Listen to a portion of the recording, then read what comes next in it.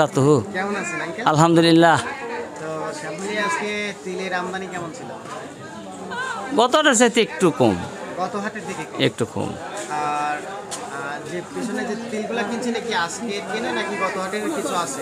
গত হাটের কিছু আছে আর আজকেও কিনছি। এখন তো হাটে গম, কালো জিরা, সরিষা এগুলা আমদানি কম, তাই না? নাই গম সরিষা কম, সরিষা তো একেবারেই আমদানি নেই। আপনার কাছ থেকে আজকে সব পণ্যের বলতে আপনি যেটা যেটা দাম হ্যাঁ, হ্যাঁ, জানেন, হ্যাঁ, সেটা সঠিক দাম বল, আমরা সঠিক। জেনে নেব। সঠিক। সব মিলিয়ে প্রথমে বলবেন যে আজকে তিল হ্যাঁ, কত দরে কিনলেন?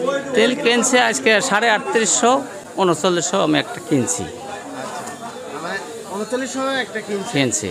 তার মানে আজকে সর্বোচ্চ বাজার 3900 ধরা। হ্যাঁ, সর্বোচ্চ বাজার 3900। সরিষার দাম কেমন চলছে? সরিষা চলছে সাদা 3100, আর লালটা 2950, 3000, 29 এরকম বাজার।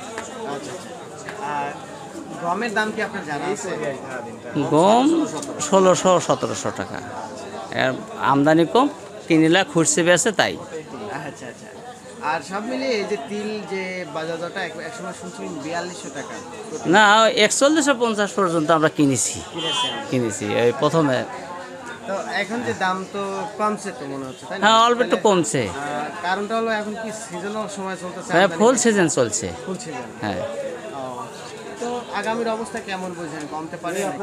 এটা আল্লাহ তাআলা জানে, আমি কি মানে বলবো। ব্যবসার ক্ষেত্রে কোনো আভাস পাওয়া যায় কি? ব্যবসা এটা বলতেছে। মানে বর্তমানে আর মানে কোনো মানে আল্লাহকে বেঁধে রেখে কোনো কথাই বলা যাবে না। হ্যাঁ সেটাই। মানে আল্লাহ যা করবে তার উপরে আর, কারণ আল্লাহ জানে কি করবে। সর্ষে তো 3300-3400 টাকা কিনছিলাম, সেই সর্ষে বাজার হলে 3000।